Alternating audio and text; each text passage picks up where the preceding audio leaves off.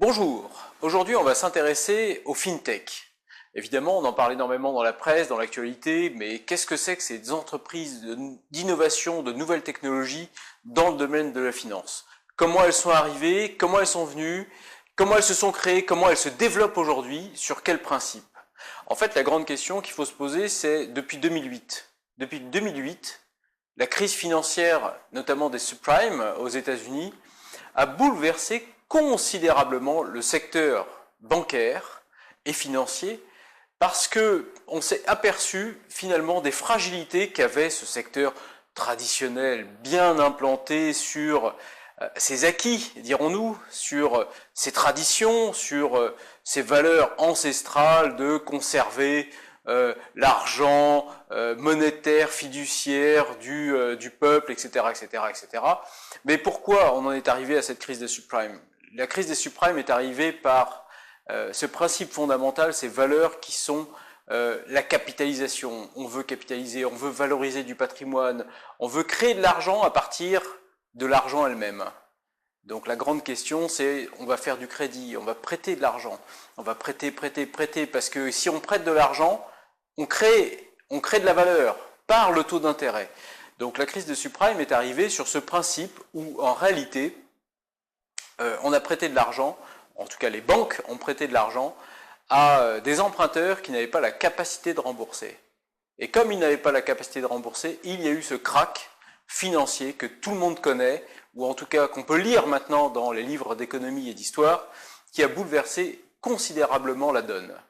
De cette crise financière est né un petit groupe de personnes convaincus que le secteur financier était trop vieux, dépassé, incapable de subvenir maintenant aux besoins des uns et des autres, et donc se sont lancés dans un système qu'on appelle aujourd'hui la blockchain, appliqué au modèle bancaire et financier. Cette blockchain permet en réalité, ou en tout cas a permis, de créer de nouveaux facteurs clés de succès dans le secteur de la banque et de la finance. C'est quoi, rappelons, un facteur clé de succès? Un facteur clé de succès, c'est ni plus ni moins que l'ensemble des éléments qu'il faut maîtriser pour intervenir sur un marché. Ça veut dire quoi? Ça veut dire tout simplement que les banques ont dû faire face à des nouveaux facteurs clés de succès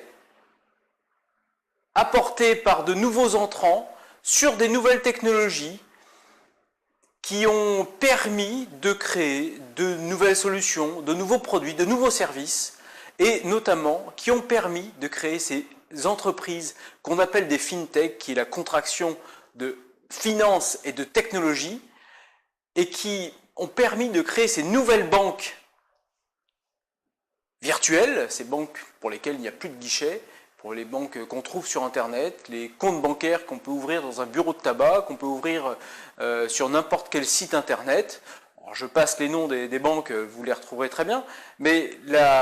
ces nouvelles banques qui se sont créées sur le principe de la blockchain et qui ont finalement apporté un service moins cher, plus rapide et de qualité et sécurisé à des gens qui voyaient dans la banque quelque chose de moins sûr, de moins sécurisé qu'avant, de coûteux, parce que finalement